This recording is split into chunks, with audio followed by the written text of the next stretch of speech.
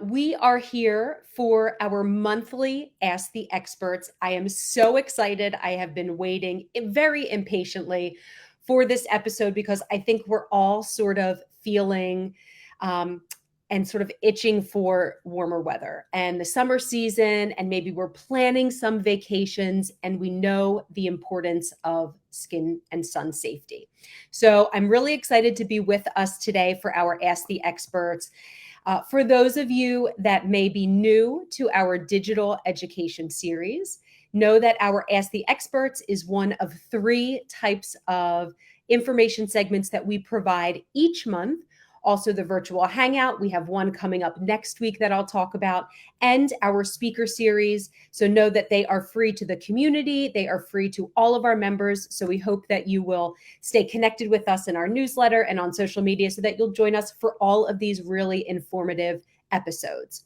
So, for today's Ask the Experts, our topic, like I said, is all about sunscreen and sun safety with our skin. So we have none other than our beauty advisor, Jolene Hart, with us today to answer our questions, to debunk some myths that we have, and provide us with some tips and recommendations so that we can all practice safe sun safety as we move through the next several months. So just a couple housekeeping as we move through. So we are streaming live on Facebook, and some of you have provided your questions to us ahead of time. We will certainly get through as many as we can.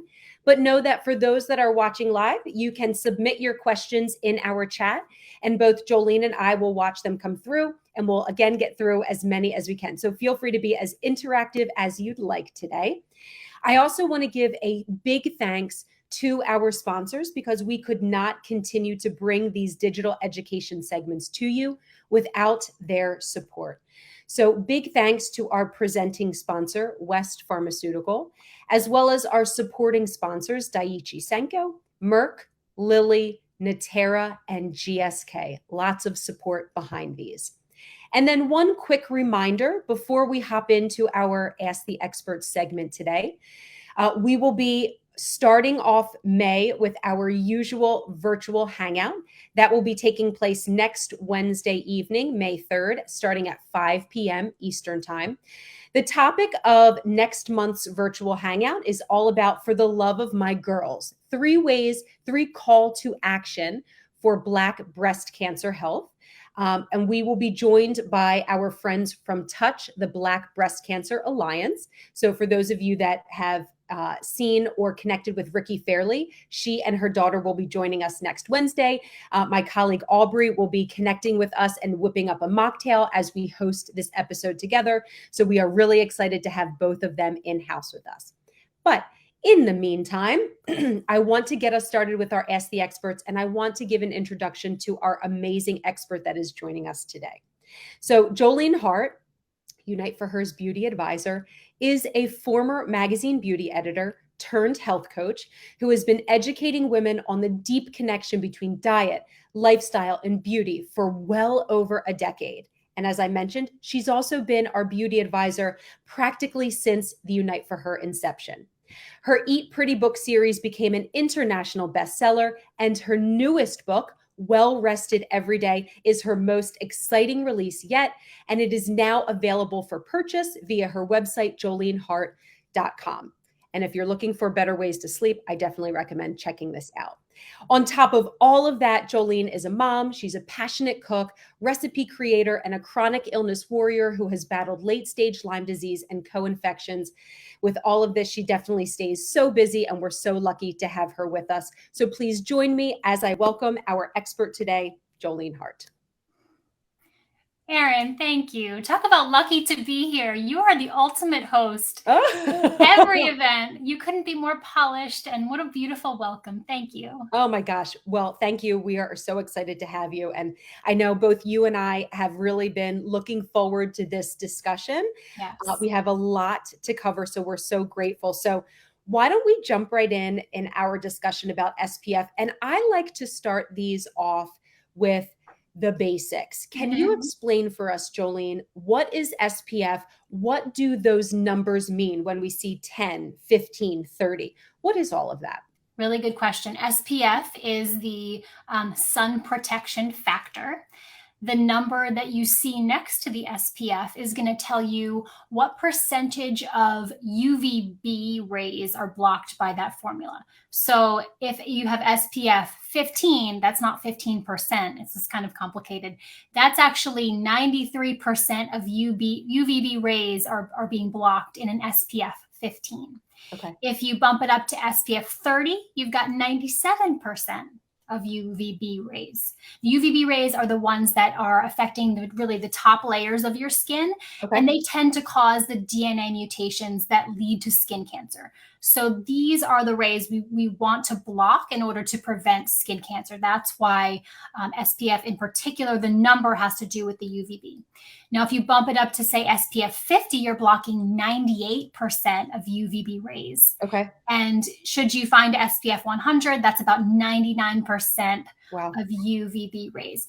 And you might think, that's not a big difference in blocking ability, like from 97% to 98%, but that's actually 50% more UVB rays that are getting through to your skin from an SPF 30 to an SPF 50. So you are getting a lot more protection, and I think you're getting even more for your purchase. We tend to not apply, and I know we'll talk about this later, we tend to not apply as much as we should. So even getting that little extra bump in coverage, I think, can be very helpful if you have an SPF 50 formula that you like. Absolutely. If you see broad spectrum on your label, that is telling you that you're blocking UVB and UVA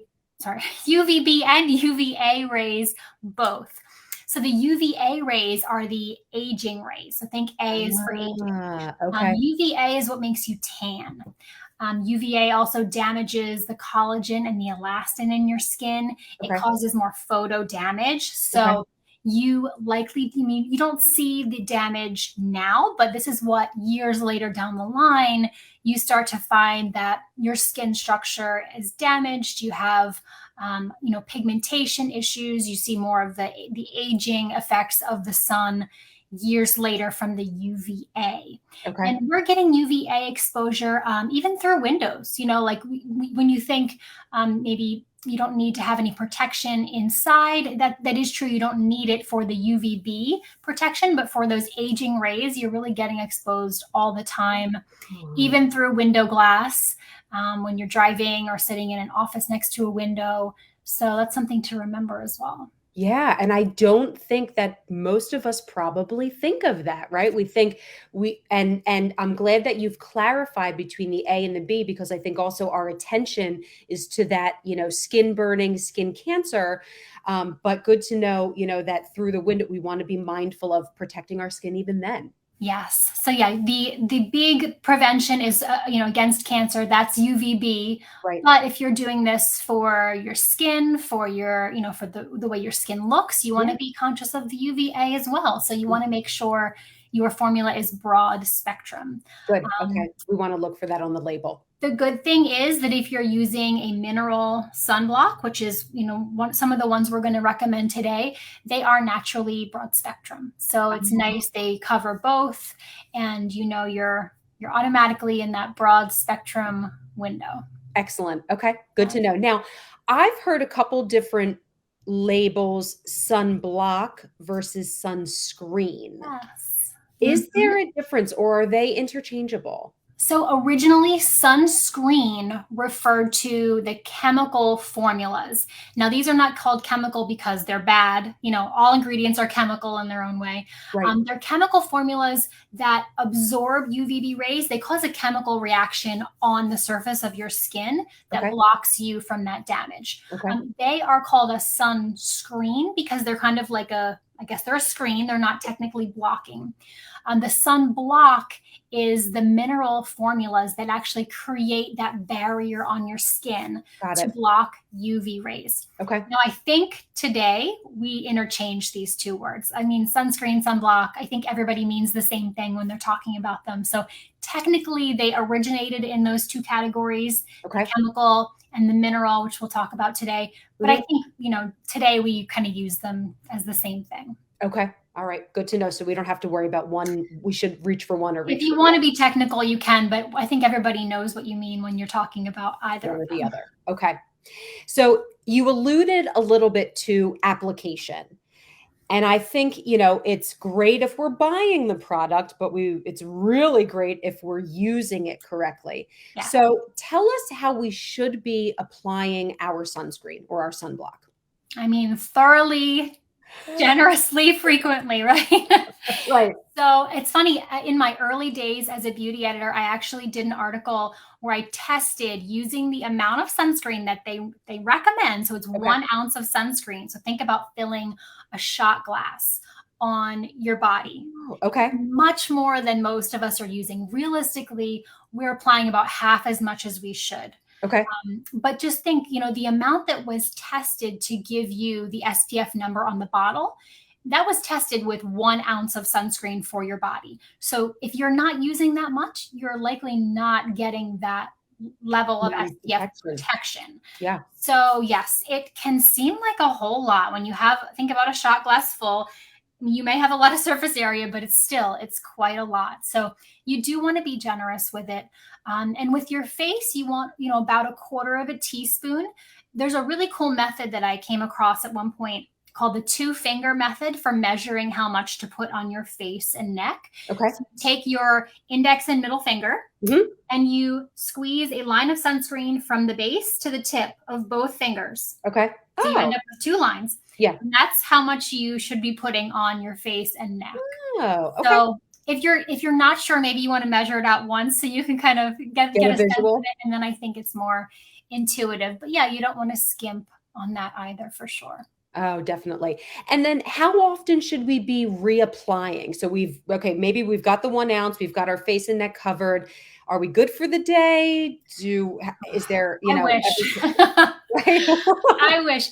The rule is generally every 2 hours for either mineral or chemical formulas, 2 hours. And also whenever you get wet, whenever you towel off, if you're sweating, you should be reapplying as well. Okay. And then, I know we often think about those big areas, right? So arms, back, shoulders, face. Yeah. What are some of those areas that maybe we don't always think about protecting, but are just as important? I always see people forget lips, right? So lips, they do a great job everywhere, and then they get burned and chapped lips. So you can go ahead and just put your sunscreen on your lips if you want. You can get an SPF in a lip balm, but don't forget your lips. Do not put on your regular chapstick and have that actually be oily, and that actually causes a burn in the sun. You want to have some protection there. Even if you forget, just put your sunscreen on your lip. You might have a little bit of whiter lips, but it's going to protect you, and you'll be so much happier when they're not chapped or burned. Right. And that being said, so the tops of your ears, your eyelids, certainly your neck, your parts, if you've got that exposed, although lots of people are wearing hats, which is great for extra protection, the tops of your feet. So all those areas, everywhere you've been burned in the past, right? Lesson learned. Yes, exactly. Don't do it again. Okay. I have sort of, you mentioned the top of your hair or the top of your head.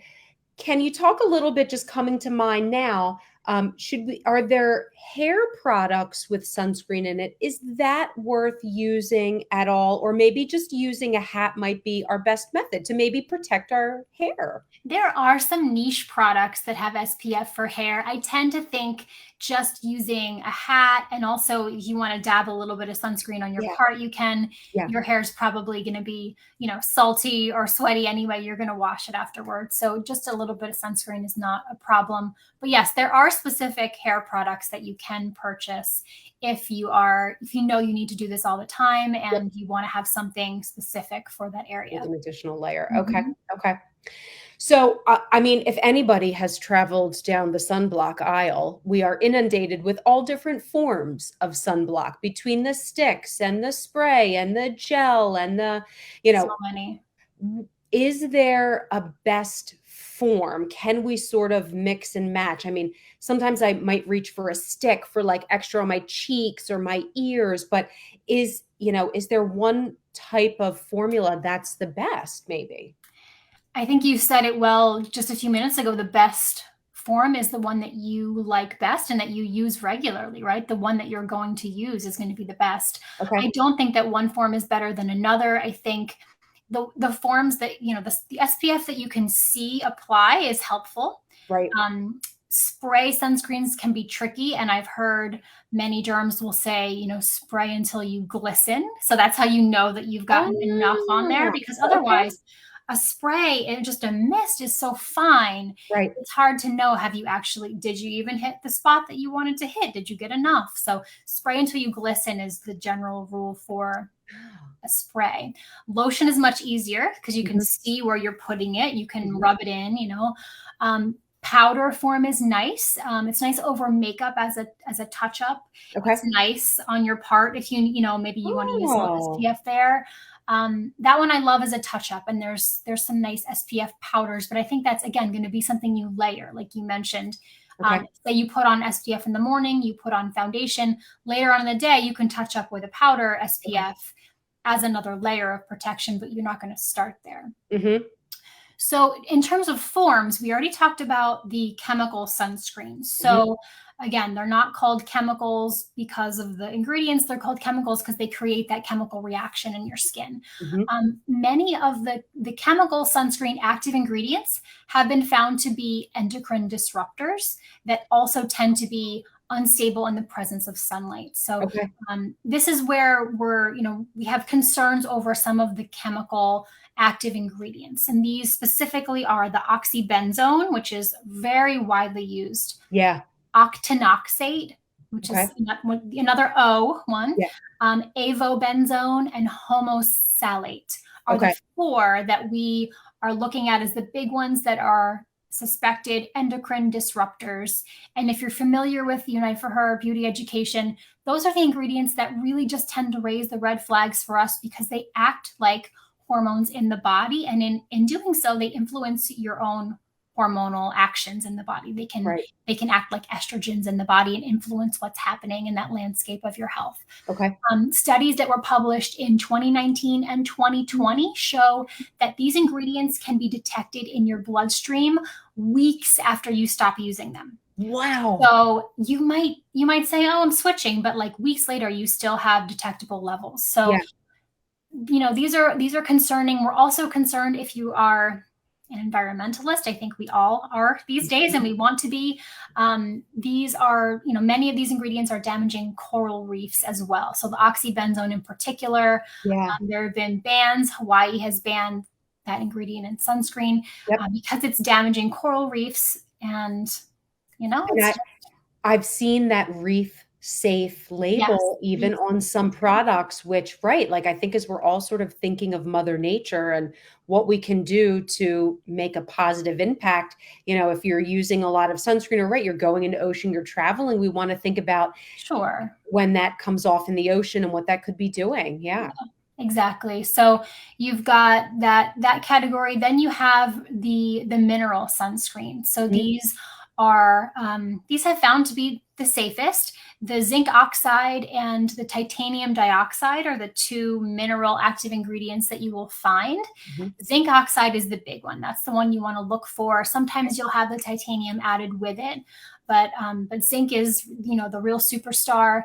Often you'll see the qualifier non-nano zinc oxide, and that just means that the particles are of a size that they're not going to be absorbed systemically into your body. So they will coat that layer on your skin. Like we talked about earlier, you do get that coating. You can rub it in well, but you'll have that coating. You can know it's there.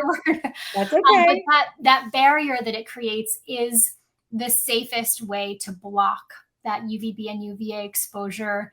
And we know that those ingredients are safe. They're not being absorbed at the non-nano size. But because of that layer, that's also why some people don't prefer that style of formula. They're not as easy to put into a spray bottle because those little particles, they clog up your spray, So there are definitely pros and cons, but if we're really looking at what we know to be the safest form of sunscreen, it's those two ingredients, the zinc and the titanium. And the nice thing is that zinc is an ingredient that is very calming and healing to your skin. So if you have sensitive, reactive, acne prone skin, if you have eczema, rashes, like having a zinc based sunscreen is actually quite healing. Oh, You that's want to look at what else is in the formula too, but especially some of those formulas that are just a few simple ingredients with zinc, yeah. they actually are very healing, sometimes calming to the skin. So, that's nice to have when your skin is a little reactive Yep. or maybe sensitive. Even if you've gone through cancer treatment, you might have more reactive skin. So it's nice to have that bonus in zinc. Yeah. And I see that we posted some of your recommendations most recently, Jolene, in the chat, which I think is super helpful because, depending on what stores we have available to us, what particular products we're looking for, it's good to know that we've got lots of options that hopefully are available in our stores. So I'm glad Yeah. that we posted that. And I will say, you and I were chatting earlier, mineral sunscreens have come a long way, right? So they're getting better every year. They are getting easier, a little bit more discreet to rub in. So we're definitely making advances in the mineral sunscreen space, and I foresee it's only going to get better. Absolutely. So I'm glad we have several of those. And for those that have just hopped on again, we're with Jolene Hart talking all about sunscreen. If you have any questions, feel free to put them in the chat on Facebook. We will be monitoring that. So I'm glad that we've posted that information. So let's talk a little bit about face. You mentioned mineral being the calmest for irritating if a person has, allergic or irritating skin. For face in particular, I think some of us are really particular about using a moisturizer specifically for face, a cleanser specifically for face. Right. Do we need to use a sunscreen specifically for face as well? Technically, that doesn't matter. You can use a sunscreen for your body on your face, but you'll find that formulas designed specifically for your face often come with special features. So they might have a tint. You and I talked about how we really appreciate having a face sunscreen with a tint because it's a one-stop shop, right? It's a one layer. You don't have to put layer upon layer. Might find formulas with added antioxidants that turn your sun care into skincare, which is nice. Yeah. They might be designed to disappear better or just feel lighter or less greasy on your skin. So, if you know you're going to be using this often, it's often nice to just make that extra little expense, the little hassle of having two formulas. It does tend to pay off. And if you do have sensitive skin, definitely, because formulas for body can be a little more harsh. Yeah. And and Catherine commented the same. The zinc oxide products feel good on her skin. She decided a little chalky is gorgeous. Catherine, There I you love go. that. A little chalky. There you go. That Yes, is okay. it definitely is. Yep. All right. So moisturizer, sort of sticking to the face or just body moisturizers with sunscreen.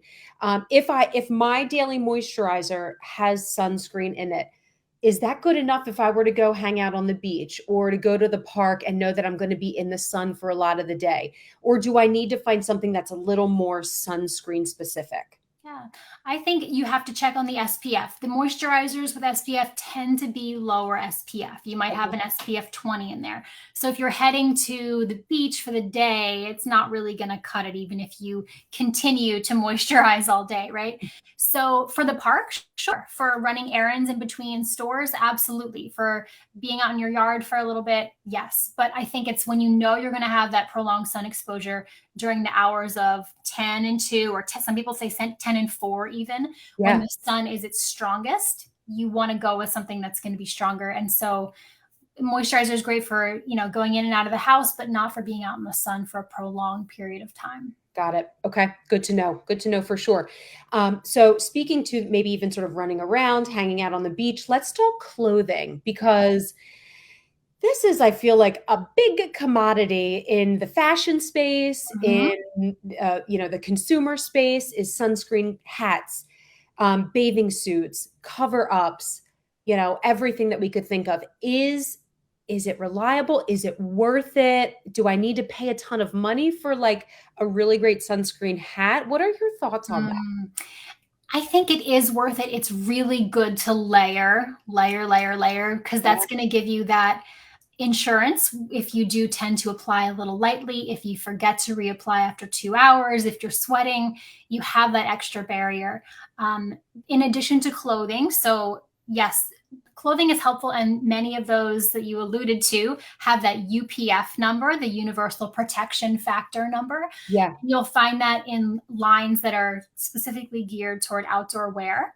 It might say, this hoodie is SPF or UPF 50. So Yeah. you actually get that blocking factor. Hats as well, sunglasses, of course.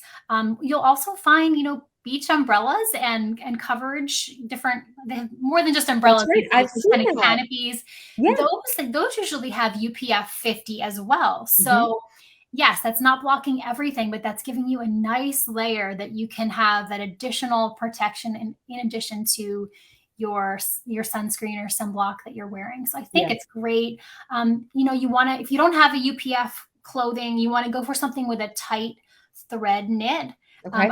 Gauzy white t-shirt is not going to give you as high a protection. Even though you might not get burned, you're still going to get a lot of exposure Got through it. that t-shirt. So that's something to keep in mind as well. Yeah, and I love the way that you put that, think layers, right? Like, so Yeah. think we're building in layers with our Mm-hmm. skin, our sun protection. So I Exactly. love the way that you put that.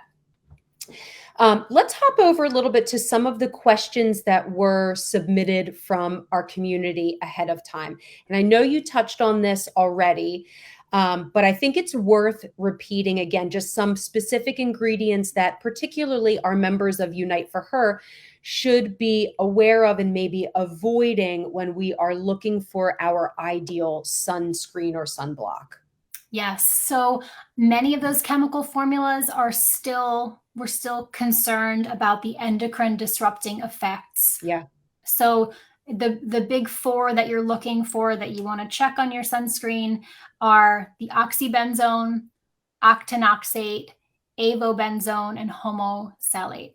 So those four tend to be in the chemical sunscreens.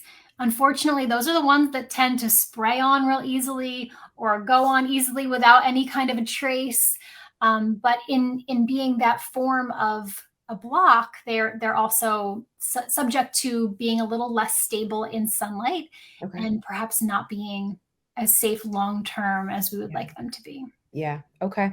Good. And then we can always opt for just looking for that mineral, even if we don't remember. We do have a really great blog that we just posted earlier this week from Jolene.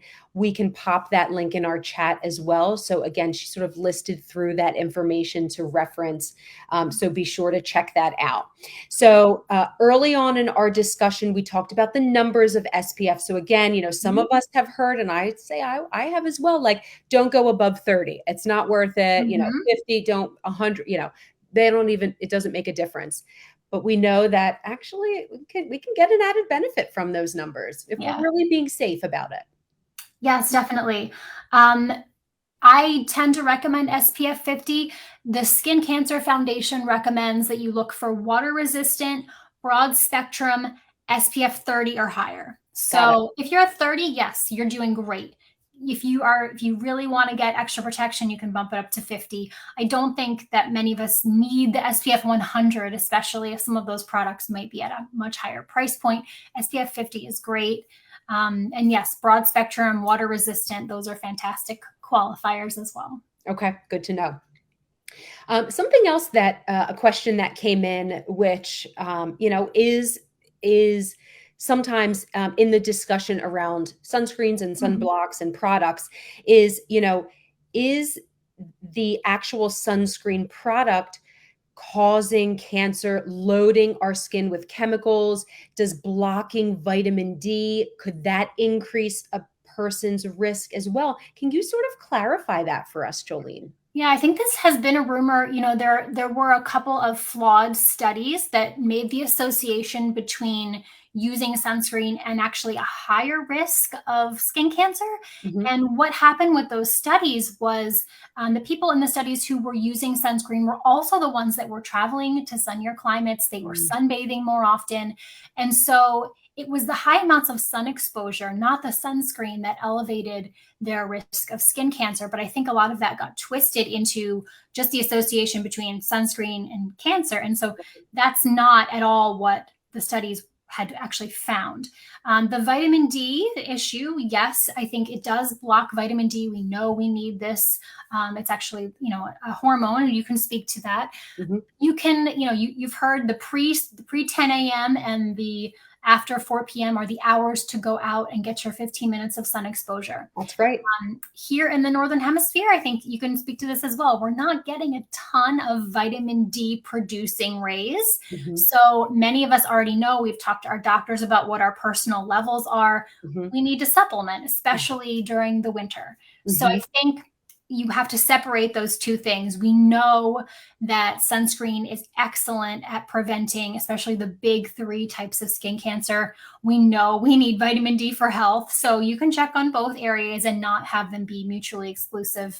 And we don't want to villainize skin, we don't Yeah, want to villainize sunscreen. We also don't want to villainize sun exposure. The sun is very healing if you can get it in those earlier hours. I love that. It can be wonderful for your immune system, for your brain. Having that light signaling is wonderful for energy. So there are good parts of both. We just have to kind of tread that line and try to be as careful as we can and as balanced as we can. Yeah, that's it. And Jolene, often when I am up early and I am out walking my dog early in the morning, I think of that recommendation that you said, like early sunlight. It really does help with just bringing us a little bit of peace, helps with our mental health, kind of gets our body moving a little bit.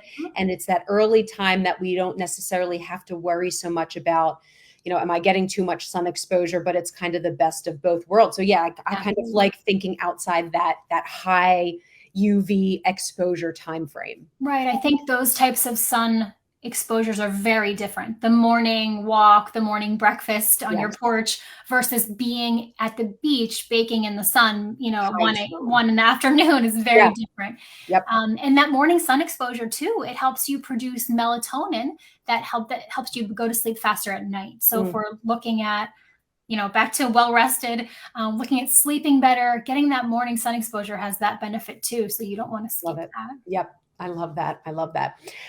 Okay. So say we found our ideal sunscreen. I love it. I like the formula. It's great. Um, can I mix it with my foundation, or could I mix it with my moisturizer that I'm using? Can I sort of mix and match products and get the same benefit? I love mixing products, but in this situation, it's not a great idea because you run the risk of dispersing the sunscreen unevenly. Oh, yeah. You create patches that have less protection or no protection even. So if you want that sunscreen and foundation, which I love, it's just Yeah. easier.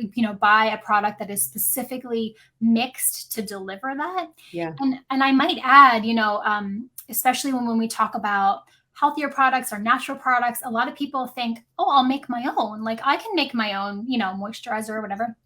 When you make your own sunscreen, you run the same risk of not dispersing that mineral active evenly in the formula. And that is a big concern. And that's one product that I always say, do not make your own sunscreen. Mm, It is the place where buy one that has been professionally mixed and dispersed so that when you put a layer on, you're getting even protection, not a clump over here and nothing over here. You don't yeah. want to risk that kind of burn situation. Oh, that's a really good recommendation too. Yeah. So I think sometimes we don't think about, right, you want that uniform exposure. That's really good. Definitely.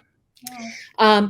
In particular for our members, for those that may be in active chemo treatment or radiation or on a long-term regimen, is there anything that those individuals should know about being more sensitive to the sun or more sensitive even to certain products? What should they be aware of? Absolutely. And your doctor has likely already brought this up to you ahead of the summer season. But while you're undergoing chemo or radiation, your skin can become particularly sensitive to UV exposure. And this is a place where, again, layering is wonderful. Have your hat, have a light cover up.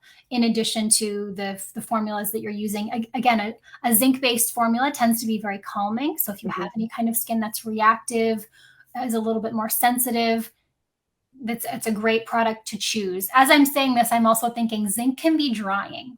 And so if you have dry patches on your skin after you do rinse away your sunscreen, you likely will need to put more moisture back on there because it can be Okay. a drying ingredient. Okay. Okay. That's good to know.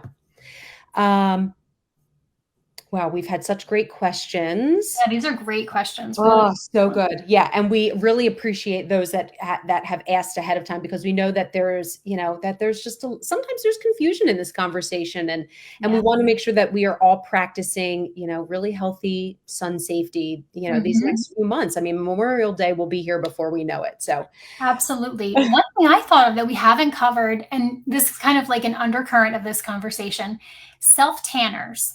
So if you're not getting tan, right? Because we're not supposed to. Tanning is the UVA damage. What are you doing if you kind of miss that glow, or if you want to get a little bit of glow in the summer months? There are some really good self tanners out there, and okay, self tanners by nature are not a product that you need to avoid. So the active ingredient in self tanner actually tends to be derived from sugar beets. okay, It's a naturally derived ingredient. Three of my favorite formulas are a brand called Chocolate Sun. It has okay. a nice lotion. Suntegrity, which also makes one of my favorite SPFs. Hmm. And then Beauty by Earth is the other one that is good. And I believe we have all three of these on our guide. So if In you our beauty guide, I think we do. it's just nice to know that you can use these to get your little bit of glow and not have to avoid that and still be, very protective of your skin and careful about your sun exposure. Yeah, I love that. And I'm so glad that you brought that up, because you're right. I mean, sometimes we just like to look like we were out in the I sun, mean, and yeah, it's good to know that we have options now. sure. It's nice to have that summer glow. Totally. And Karen, thank you. I'm glad she asked this question. Does sunscreen expire? I mean, I think that's a great question, and It like can anything else. expire. The chemical formulas have a definite expiration date. Mhm. Mineral formulas, again, the minerals are still going to be there, so they do still have some sun protection, potential, some strength, even if they might be past the ideal date. You Okay. might find, though, that after a certain date, your formulas can separate. They can change over Mm, time, just like any of your beauty formulas. So right. if you smell something that's off, if the texture is off, if it's separating and watery, any of those are signs just to get rid of it. Just to get a new one. Okay. All right. Wonderful. Karen, thanks so much for asking. Yeah, it's a good one. Um, And I guess, sort of as we wrap up, Jolene, any other tips or suggestions for practicing sun safety? We're into spring. Like I said, we're going to get hit summer soon. So, any final suggestions, tips, thoughts, reminders that you want to share with our community today? It can take a little bit of trial and error, but there are some really good formulas out there. I did, put a bunch in that blog post we Mhm. both shared this week. There are always new formulas coming out. So this spring, I actually found like this sampler assortment. I have it here on my desk. It was called Best of Sun, and it's just a bunch of little Ooh, trial sizes of different sunscreens. And so I'm always out there just trying what is new, what the new formulas are, because some mhm. of them are amazing. And they're not the sunscreens of 10 years ago. So there's lots out there. If you haven't found your perfect one, keep looking. Send me an email if you want recommendations, Yeah. or troubleshooting if you'd like.